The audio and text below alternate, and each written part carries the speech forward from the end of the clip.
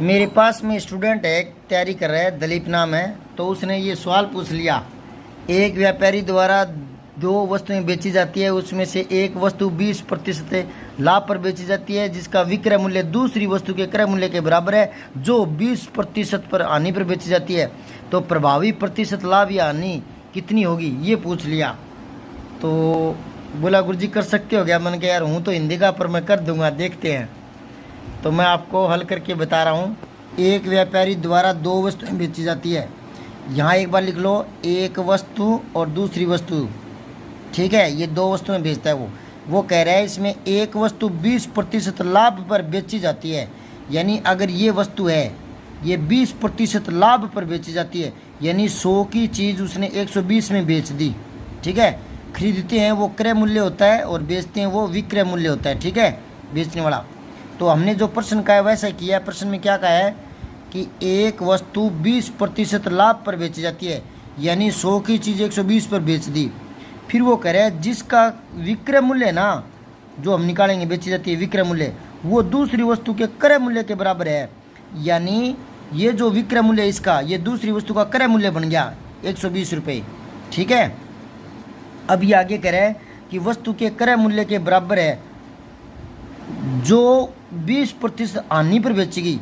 ये वाली 20% हानि पर बेची गई, यानी अगर 100 की थी तो उसने 80 में बेची है, तो एक की होगी तो बटा 100, और 120 की थी वो तो बिकी हुई है ना, तो गुणा में 120।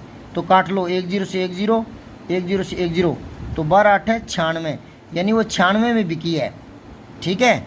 अब देखो ये तो दूसरी बिक गई 96 में और ये बिकी थी 120 में, तो इसका बेचने का दोनों का विक्रय मूल्य कितना हो गया? 120 प्लस में 96, ठीक है, कितने हो गए ये? 6 9 2 11, 216 रुपये में बिक गई दोनों मिलाकर। और दोनों खरीदी कितने में गई थी? ये 100 में खरीदी थी और ये 120 में खरीदी थी, क्योंकि क्रय मूल्य इसके विक्रय मूल्य के बराबर बताया था ना। तो 120 और 100, 100 प्लस 120, ये आ गया 220। अब देखो दोनों वस्तु खरीदी तो गई 220 में और बेची गई 216 में, तो 4 रुपये की हानि हुई कि नहीं हुई? अब प्रतिशत हानि कैसे निकालते हैं? वो क्रय मूल्य पर निकलती है। क्रय मूल्य क्या? 220, तो 220 पर हानि हुई 4 रुपये की, और 1 पर हानि होगी बटा 220, और मतलब 220 रुपये पर हानि हुई 4 रुपये की, और 1 पर हानि होगी बटा 220, और प्रतिशत निकालें ना, हानि प्रतिशत, तो 100 पर होगी गुणा में 100। तो यहाँ से 10 से 10 गया, ठीक है, और 2 दूनी 4, 11 दूनी 22, ठीक है। तो ये हो गया 10 दूनी 20, 20 बटा 11। तो भाग दे के देख लो कितना प्रतिशत आएगा। 20 11 से भाग दो, 11 1 कम 11, कितने बच गए? 9। अब भाग नहीं गया, बिंदी लगाई, दशमलव पॉइंट, ठीक है। तो ये 8 से जाएगा, 11 8 88, 2 बच गए, ये 1.8। तो इसका उत्तर है, ये हो गया सी, 1.8 प्रतिशत हानि। ये कंपटीशन में आए हुए सवाल हैं। एक सवाल और है, एक मोटरसाइकिल को 7,840 रुपये में खरीदा गया और फिर उसे 7% लाभ पर बेच दिया गया, तो विक्रय मूल्य बताओ। विक्रय मूल्य यानी बिका कितने में वो बताना है, ठीक है।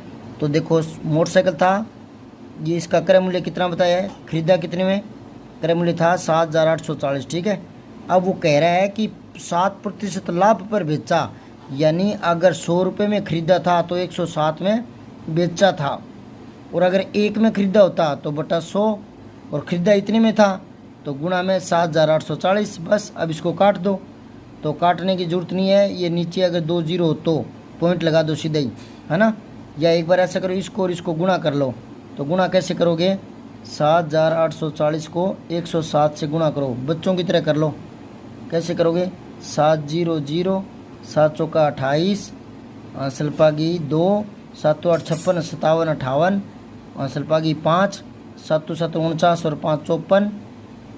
अब 0 से करो तो 1 0 0 0, फिर तीसरी संख्या से गुणा करते हैं ना, तो ये आ जाएगा 0 4 8 और 7। अब इनको जोड़ लो, तो 0 8 का 8, 8 का 8, 4 और 4 8, 8 5 13, 7 और 1 8, ये आ गए। अब नीचे 100 थे ना, 2 बिंदी, तो 2 अक्षर छोड़ के पॉइंट लगा दो, तो ये आ जाएगा 8,388 0.80 यानी 80, तो 8,388। तो यहाँ देख लो ये उत्तर है 8,388, ये डी उत्तर है। ठीक है।